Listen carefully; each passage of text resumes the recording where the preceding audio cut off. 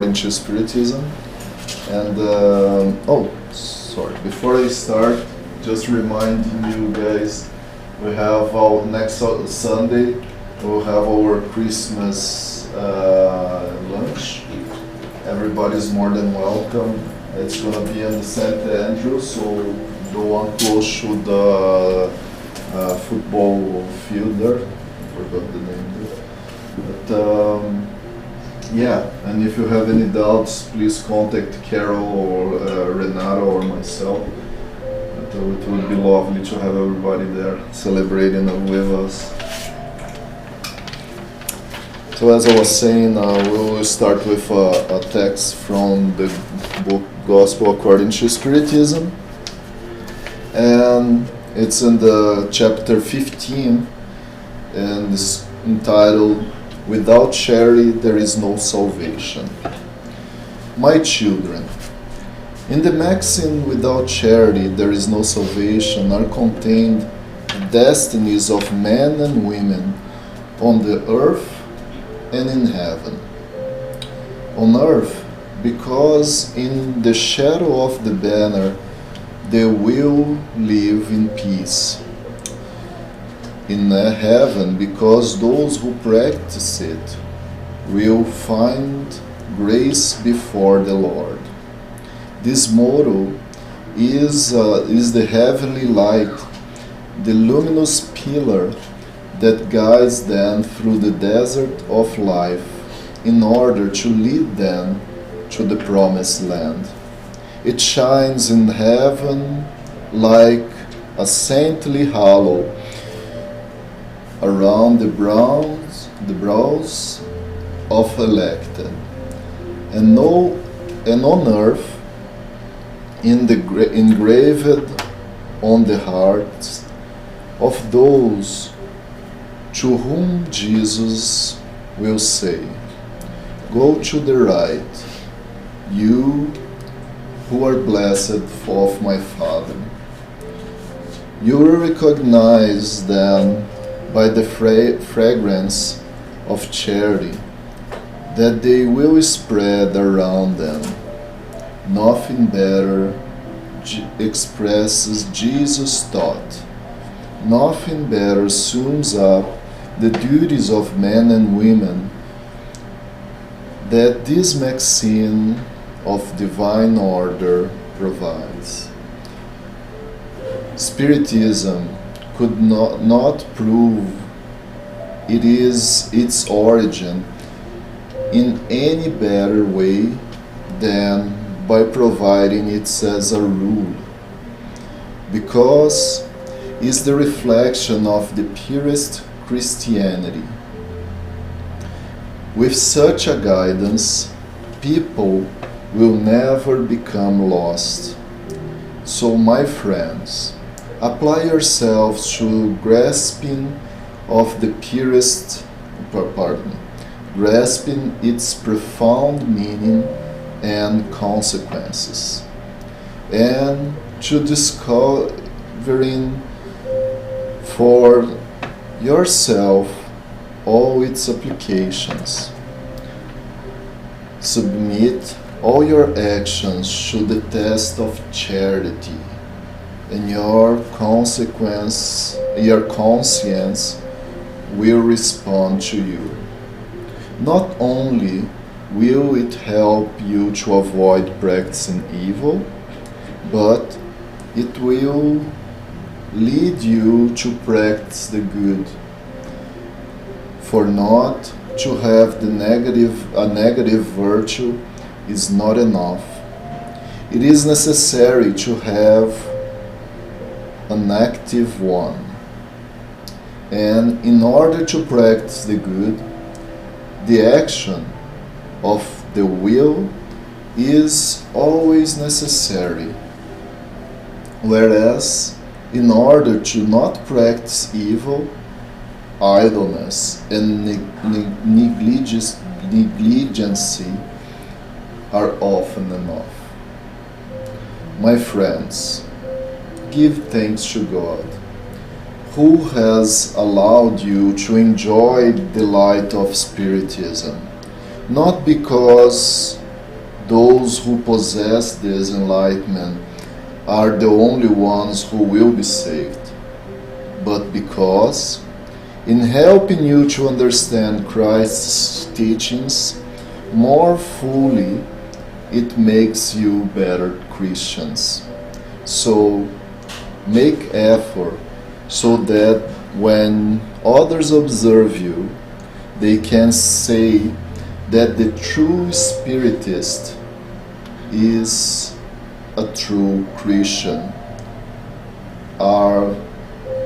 Both are one and the same thing.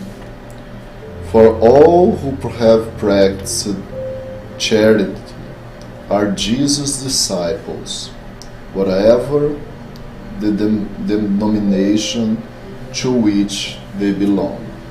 Paul the Apostle, Paris, 1860. So, I would like to invite you to pray. Let us connect ourselves to the true meaning of being here today, searching for a better being, searching to be a better being. We thank you, Lord, for this enlightenment opportunity we receive to understand better charity in the light of Spiritism, in the light of the Gospel, in the light of Paul's teachings. May our meeting be surrounded by loving words, loving thoughts, loving praise. And may all the disciples and Paul itself be with us this morning, helping us to comprehend better charity. So be it. Thank you very much. Let's change the display here. And charity according to Paul. I think for the Brazilians are a little easier to know this passage of the Act of the Apostles, when Paul says those beautiful words that let me remind here one of the important passages. Love is patient, love is kind. Or what else? We have that wonderful music from Legião Urbana that Renato Russo brought a little piece of the beautiful passage of Paul's letter to the Corinthians. And it's not the Corinthians from the team Gladly, but it's the Corinthians from Corinto. But this wonderful passage is our subject of reflection today. But not just the passage. But we have so much knowledge from Paul about practicing charity that if we want to really understand, I really invite you guys to read the book Paul and Stephen, when we understand how deeply this man, hello, come in, how deeply this man understood the virtue of charity. Because in our days, in our world, a material world, a materialistic world, we live charity as a material thing as well. But is it just material? Well, that's our goal today, to reflect. Am I fully understanding charity as Paul understood? And for that, I would like to bring the first reflection. Love or charity? In the first letter to the Corinthians, chapter 13, Paul says, "If I speak in the tongues of men or of angels, but do not have love, I am only a resounding gong and clanging cymbal. If I have no gift of prophecy and can fathom all mysteries and all knowledge, and if I have a faith that can move mountains, but do not have love, I am nothing. I give all my if I give all my possessions to the poor, and give over my body to hardship, that I may boast, but I do not have love, I gain nothing. Love is patient. Love is kind. It does not envy. It does not boast. It's not proud. It does not dishonor others. It is not self-seeking. It is not easily angered. It keeps no words of wrongs. Love does not delight in evil, but rejoices with the truth. It always protects, always trusts, always hopes, always preserves. Love never fails, but where there are prophecies, they will cease. Where there are tongues, they will be stilled. Where there is knowledge, it will pass away. For we know in part, and we prophesy in part. But when completeness comes, that is in part disappears. When I was a child, I talked like a child. I thought like a child. I reasoned like a child. When I became a man, I put away of childish behind. For now, we see only the reflection as in a mirror. Then we shall see face to face. Now I know in part, then I shall know fully, even as I am fully known. And now these three remain: faith, hope, and love. But the greatest of these is love. Well, this is a wonderful passage. Hello, welcome. Hi, thank you. More than welcome. This wonderful passage, we usually know it using the word love, right? Love never fails. What else? Love is patient.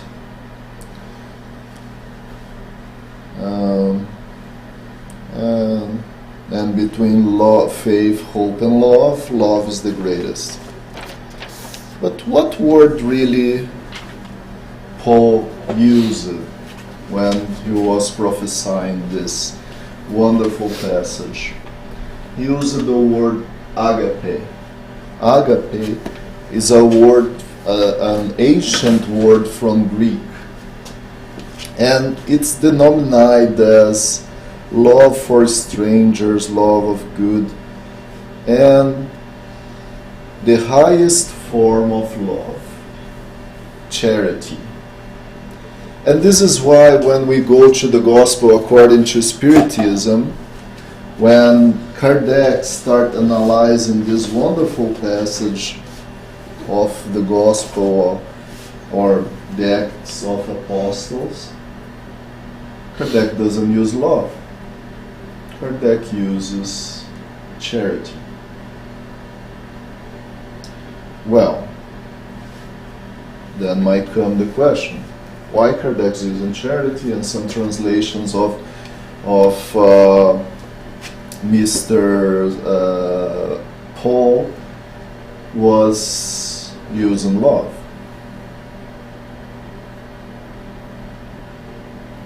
Because they are related. They are related.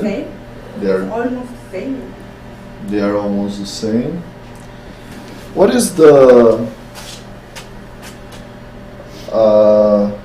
highest law according to what's in the book, Spirit's book? The Spirit's book, there is a whole chapter talking about divine laws, right? The third part of the book, and there are, if I'm not wrong, 6 or 7 laws, main laws that are mentioned there. But in there they make clear there is one law that's the highest. Resume all the others. Like the commandments, like love your neighbor as yourself. Love is part of it. But the interesting thing, Kardec puts 3 laws, but they are always connected. And that's why we always try to represent it in a triangle, because that formates a triad. One of them is love. The other one is charity. And the third one is justice. Love, charity, and justice. Do you remember now the highest law? At some point, Kardec points out to us that love and charity are a complement of justice. And it is very clear, if we reason this, if our actions have no love, if our actions have no charity, are they gonna be just? Are they gonna be with law of justice? So this is a consequence of this and this. But though, when we understand better that agape is the real connection between these two, and is the true love, as I mentioned before, is the highest form of love and charity. Paul wasn't using the word by mistake. He was using a word that was defining the highest law. And then, I now invite you to hear the same passage that I read before using the word charity. If it makes any difference now, or if it makes sense.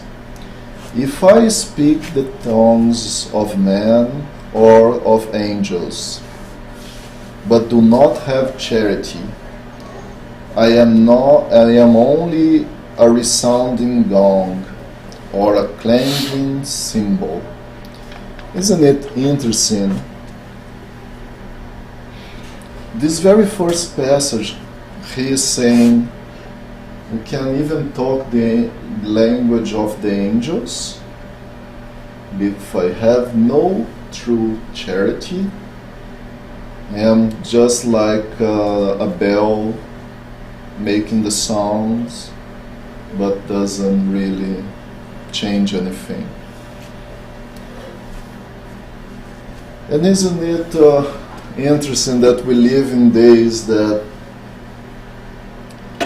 we celebrate material charity versus moral charity,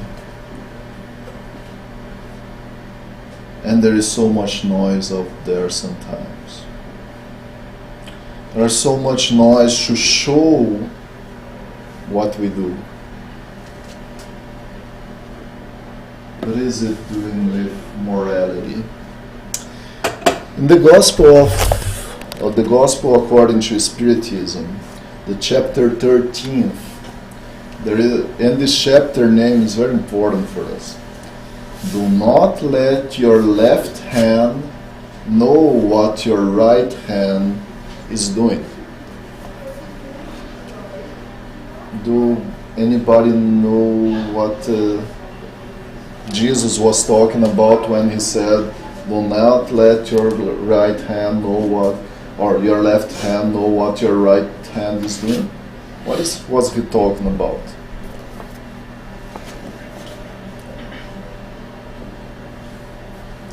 Do not advertise what you do. I would use a phrasal verb that defines better this. Have you ever heard show off? We want to show more than what we really are doing. It's what really is talking about. Do not show Do off. because it comes from your heart, you wanted to do, right? Do You not don't have do- to tell anybody. Do not show off. Do it from your heart. Do it because it's need to be done. We see some days so many people going after charity. People going to Africa, people going to Brazil, people going to everywhere to do charity. But sometimes they live a so poor life. Where they live? Sometimes these people are trying to run away from their daily problems, from people who live with them. People, kids, couple, right? The family, friends who are really in need. And we look desperate for something in another continent. My first question, and you guys don't need to answer, is, have we seen Jesus running after people in need? Or he was finding people in need everywhere that he was? Every single where he was able to see what people really need. And he didn't need to go to another country, he didn't go to another town or to another. Erick, are you saying that? No, I'm not saying it's very plausible to do material charity, because our world has so much problems and we do need to help. But we have to question ourselves if we are not doing the left hand to know the right hand. And while I have so many opportunities just by my side to do something good. And this is when we question charity or philanthropy. Is philanthropy a bad thing? No. It's a great thing. Helping people is a great thing. But is it charity? Is different. In the Spirit's book, Kardec brings a question to the spirits. What is the true charity as Jesus understood and practiced? The answer is benevolence to everyone. Benevolence to everyone. Indulgence to the mistake of others. And forgiveness of all. So, is it just benevolence? Or a little piece of benevolence, because material charity is a piece of benevolence. We would still be missing indulgence and forgiveness. So, it is important to practice the things, and us spiritists, or at least if we call ourselves spiritists, fully understand what is the meaning of this important virtue. Because as I said, this important virtue is connected to the highest law, the highest of all our acts. If we want to do good in this life and evolve, yes, for sure, charity should be in our bucket list. We should be looking for to do more, but do it in an integral way, not in just a little tiny piece that is important, but maybe I'm not being at all indulgent. And just to clarify what's indulgence, indulgence is realize that other people are not perfect as I am not perfect. And Kardec brings this in the comments of this question in the Spirit's book. Indulgence, we need to indulge the others, and this is not related to the word indulgence as the meaning has in English, because the word in English became more related to leave the material pleasures, right? Indulge yourself, but indulgence from the Latin word, from the original word, indulgence means I understand that the other one mistaken, because I do mistakes as well. And I would like the other one to also realize that I am not perfect, and I would like to expect the others respect me. So we need indulgence because the others all need indulgence. The others need indulgence because I need indulgence for me. And forgiveness. Who would ever say or understand that forgiveness is an important piece of charity? It is, you know where is the toughest place to exercise forgiveness? Is the place that we less do charity. That's our home. Usually our home is the last place that we practice forgiveness, because we want everybody perfect there, right? And then goes to indulgence and then benevolence. So it's a cycle. It's so important for us to understand charity as a virtue and not just a simple action, exterior action, which I will use to publish pictures in Instagram, Facebook, or whatever is the social media that we use just to show, but I will use this as a way to learn and to promote what I truly believe.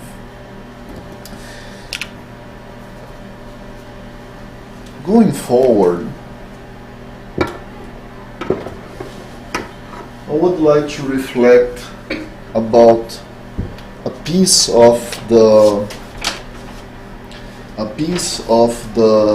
text that I read for you in the harmonization text before our prayer. At some point, Paul, Spirit Paul now, coming through the hands of a medium, gives us a beautiful message called, "Without charity there is no salvation." So, first point is, and this is important for the Spiritists, because many Spiritists think that Kardec created this maxim or this expression. No, it's clear, it was Paul, through a message, a spiritual message. It says, "My children, in this maxim, without charity there is no salvation." In this passage, Paul deconstruct, dismantle all what was coming before that, without or out of the church there is no salvation. And Kardec makes a big reflection on this chapter, so I invite you to read the chapter 15 of the Gospel according to Spiritism. And in a certain point, by the end of the message, he points out, where is it? Sorry.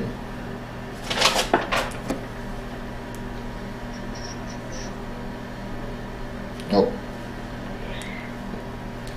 He points out that between love, faith, hope, and charity, these three, faith, hope, and charity, charity is the highest, is the most important. It is really tough to say that charity is above faith. My point of view, charity is, even though, let's say, an atheist, right?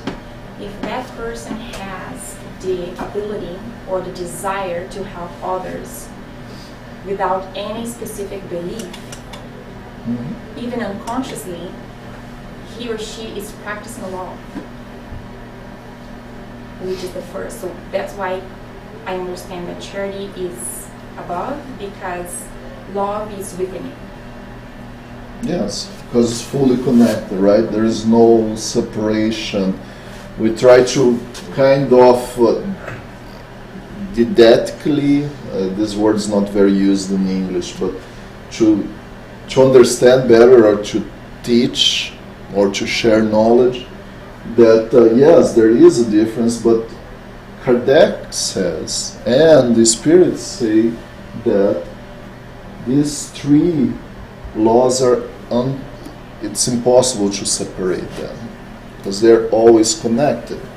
And if I go now, this is the highest law.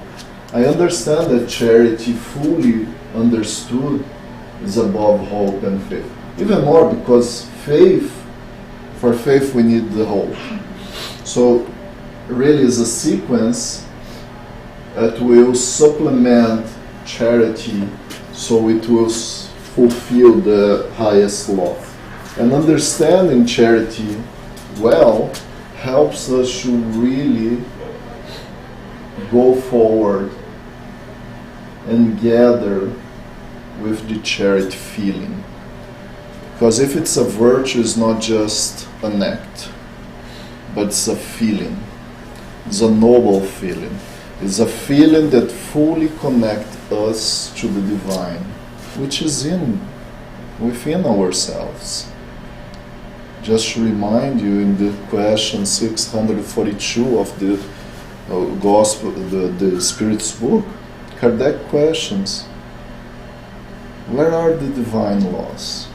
Where are the divine laws written to the spirits? And the spirits answer very simply, in your conscience. God has written all the laws in your conscience. What the problem is we don't want to access our conscience. Actually, if we could, we would live all this life in an unconscious or a subconscious way. Why I'm saying this? There are so many people who addict themselves for drugs, either legal or illegal drugs, because they don't want to think about the daily problems, the daily challenges. We have so many people who work a lot. Like, they work way more than they really needed. And what does it happen? They don't think about life. Are they accessing conscience? No, they're just thinking the more money they want to make.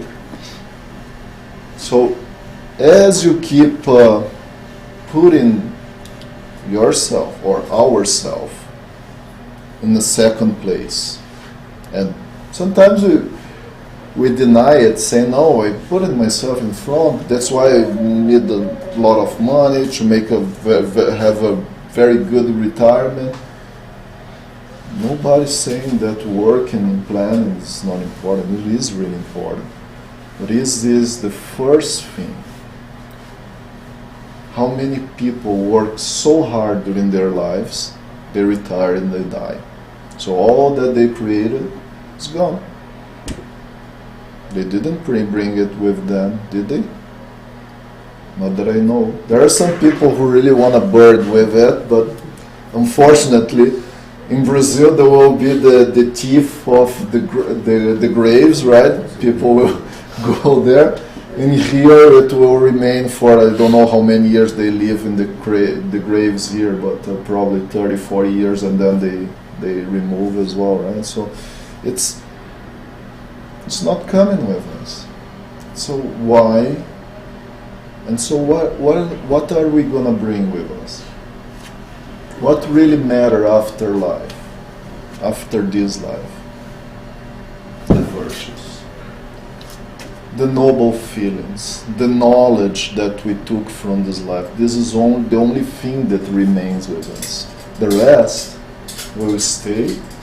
And maybe in another life we may even use it again. We don't know. Maybe in another life we will become way richer, in a better family or royal family. Or maybe we will come in a very poor family, in the middle of a favela, struggling to have even food. And all what they created here, this life, didn't enjoy. So this is why charity is so important, because as I understand fully, I have faith in life. I have faith that this is something important for me and for someone else, and I have hope in the future life. I have always hope. Can I make a comment? For sure. So, when you're talking about faith, and I was thinking about other things that I've been seeing and thinking, the faith is, in my understanding, is really connected to the meaning of life too. Like, what do you find meaningful? And again, it doesn't have to be necessarily related to a specific religion, but can include a religious faith too. But I'm finding more and more that like the practical ways that the meaning of life, what you find meaningful in your life, because you can't have faith in something that you don't relate to, you don't connect, right? So that's the way, I don't know, almost like an example, so you can feel that feeling inside of you. Yeah. Instead of just being, oh, I have a faith in God, in Jesus, or Buddha, whatever. Because that's not really, I can say the words, but I may not be feeling it. And I think the feeling comes with meaning, the meaning that you have for your life. It's what actually Paul calls that eternal fire. Yes. Right? It's not something cold that I'm doing it just because I have to do it, but I feel the warmness that brings to my heart. That's very important. Thank you very much. And I would like to remember again what Paul says in the end of this, or part to the end of this message that's in the Gospel according to Spiritism. Look how important this invitation is, almost a recipe that he shares with us for us to learn how important charity is. Submit all your actions to the test of charity, and your conscience will respond to you. Not only will help you to avoid practicing evil, but it will lead you to practice the good. For not to have a negative virtue is not enough. It is necessary to have an active one. it is very important this. So if we put all our actions in the test of charity, we will start realizing a lot of things that maybe we would change the way we do. But he says a very important thing here. Not only to help you to avoid practicing evil, but it will lead you to practice the good. And then he says something a little bit awkward here. For not to have a negative virtue is not enough. Negative virtue? What is he talking about? Are there negative virtues there? What is virtue? What is a virtue? Do we fully understand what is a virtue?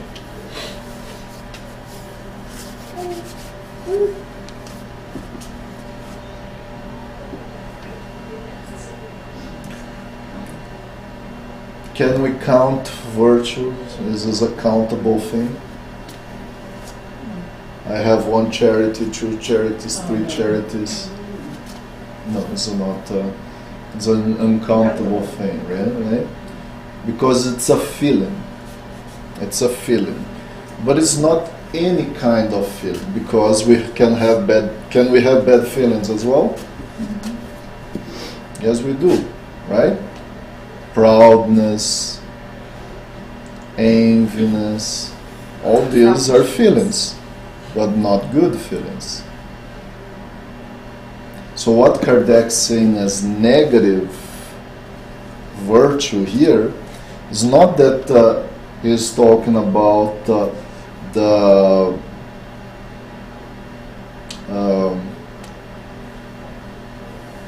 vice, or the opposite of the feeling that makes the opposite of charity.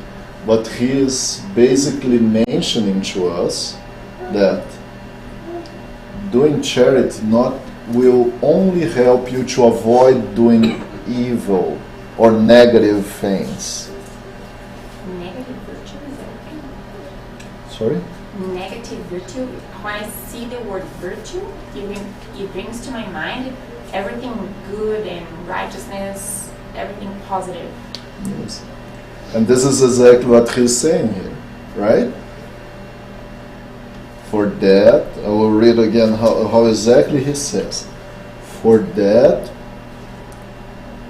for not to have a negative virtue is not enough. Because he's saying charity helps us to avoid doing evil, what is negative. But it doesn't stop just there.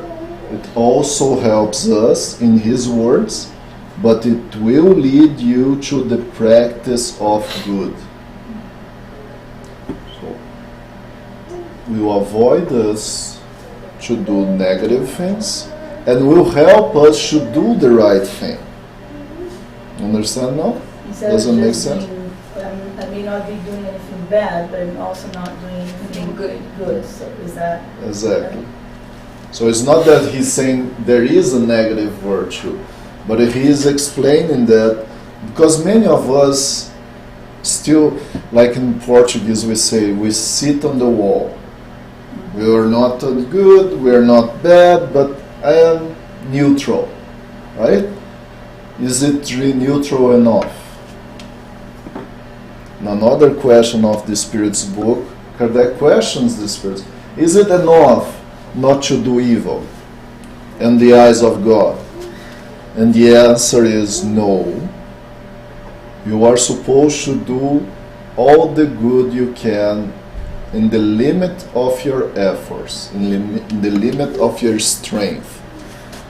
For that any evil come of lack of your efforts will be called to your responsibility.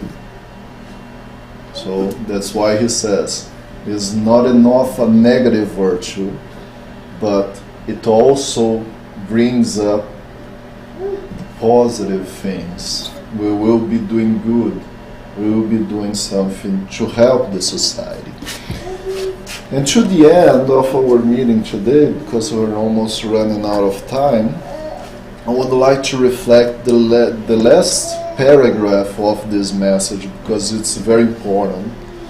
My friends, give thanks to God, who has allowed you to enjoy the light of Spiritism, not because those who possess the enlightenment are the only ones who will be saved, but because in helping you to understand Christ's teachings more fully, it makes you better Christians.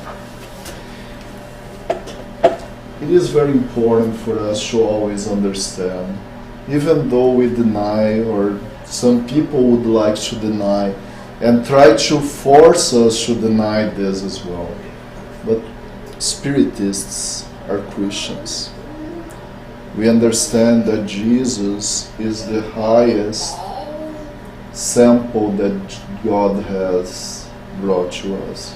And understanding fully that as we understand and practice better charity, it will help us to understand better Jesus' teachings, to make us feel like better Christians. So make every effort so that when others observe you, they can say that the true Spiritist and the true Christian are one and the same thing. For all who practice charity are Jesus' disciples, whatever denomination to which they belong. And this is why, my dear friends, brothers and sisters, when Paul said that through a medium in Paris, 1860, he was basically saying again, is it out of the church there is no salvation? No. Is it out of the Spiritist center there is no salvation? No. But once again, he puts clearly that's without charity. And charity is not something that belongs to Spiritists, but belongs to the all humankind, all the spirits surrounding the world. And he finishes clearly, whatever the denomination to which they belong. Can a Muslim be doing charity? Can a Jewish do charity? Can a atheist do charity? Everyone can do charity.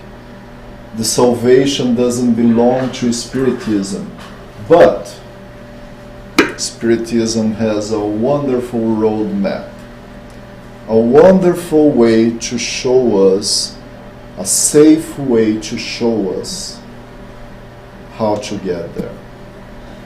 I was just thinking about this now in my mind about other beliefs, right? Because I was trying to talk to my older son about Jesus' teachings and as a spiritist what we believe, and my son replied, I think it's a spiritist is a cult.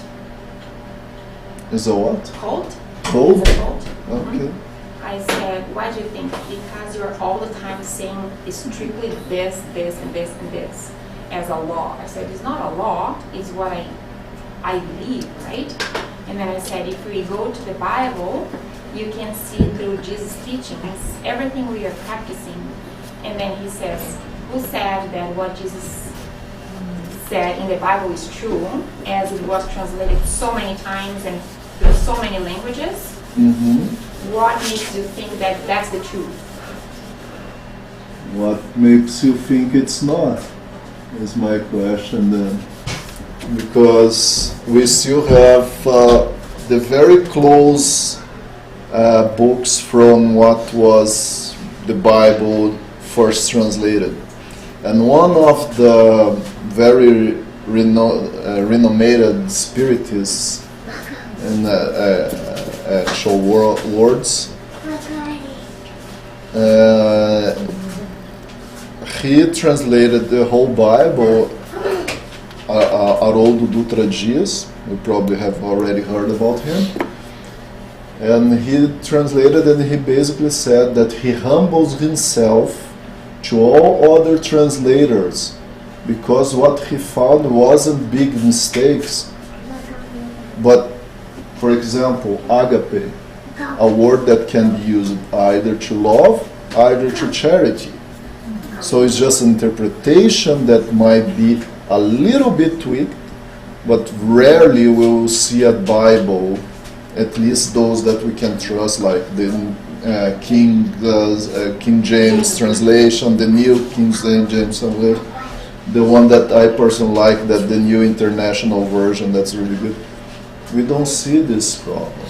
But usually we like to criticize the Bible because we don't understand and we don't study it. And mainly the Gospel, which is the New Testament if you read it. You can. My only point when I said to him, I said, well, if you question all the translations, so we don't have history then, because the historians translated everything we know since the world is created based on the fossils, on the research, on everything they found out. If we start questioning all the history, we don't believe in anything. Yes. Because we don't study enough to contest or to... And this is why we study more, because if there are mistakes, we will fix it. We have to study. Right? Mm-hmm. The more we study, the more we understand. And this is why we have to study more the Gospel, and more the Spiritism, and all if we really want to question the Bible, I would love to invite you all to read the book called Boa Nova, or The Good News. I don't know if it's translated to English, but in Portuguese is wonderful, because it's basically the living moments of Jesus that are in the Bible with more details from the spiritual world. And this book really brings us that nothing that is in the Bible is wrong.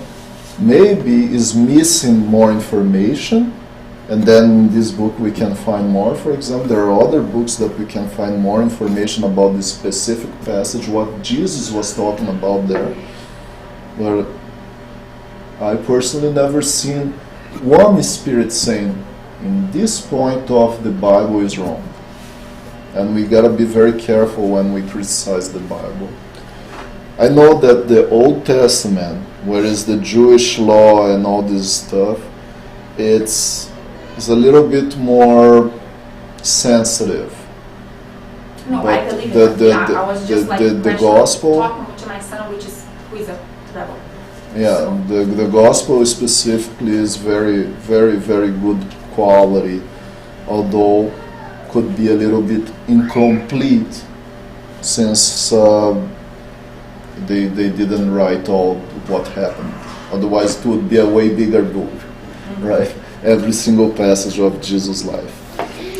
So once again, I would like to highlight, Paul makes clear it's not in Spiritism that we will have salvation, but in a Spiritist who fully understand, and see, understand doesn't mean practice, but if fully understands what's the true meaning of charity, has way more chances to succeed in this life than a Spiritist who don't study and don't understand the fully meaning of charity and end up doing more material charity than in its fulfillment or its entireness. Does it make sense? Okay, then that's it, what I had to bring for you guys today. You wanna check if they have anything to bring in? Would like to open for reflections, questions, comments, complaints.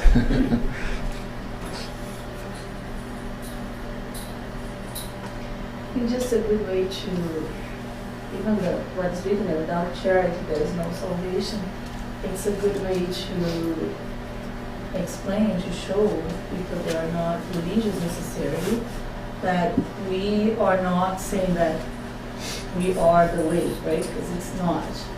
But how to practice that is, practice charity is the way to salvation. And I think that kind of breaks a little bit of, what's the word, paradigmas, like the way, because my husband is an atheist and he says the same kind of things. It's like, how do you know it's true? How do you know this? So you don't need religion.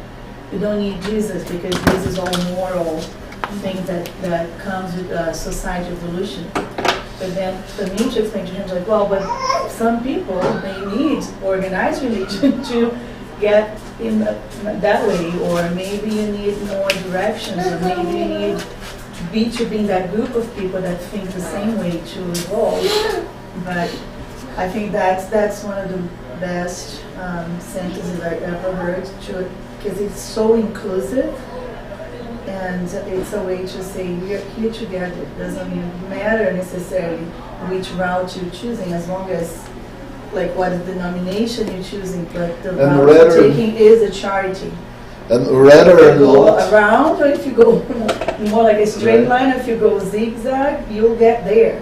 But and that's the way. Our question is we start debating because all his friends are atheists. Yeah, so he's starting to be influenced by their opinions, right? But these kids are atheists without studying, without researching, without doing anything. It's because science is more and more able to explain things. The question, right? Everything.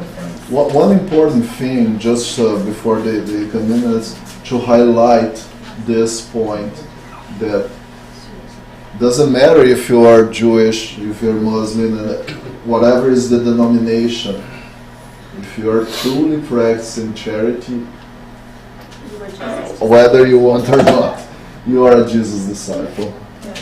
Thank you very much, guys. Let's come in, guys.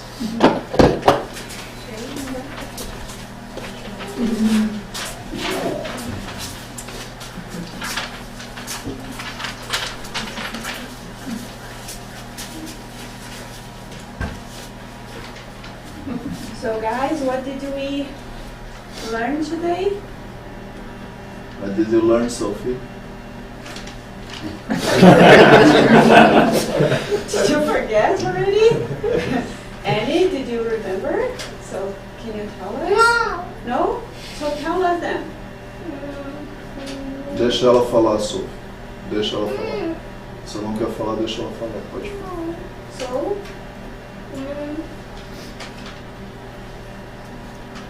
The golden, we were doing the golden rule. Remember the song? Golden rule? What's the golden rule? Yeah. What is golden rule? Louder. Treat others the way we would love that others treat us, right? Can you show your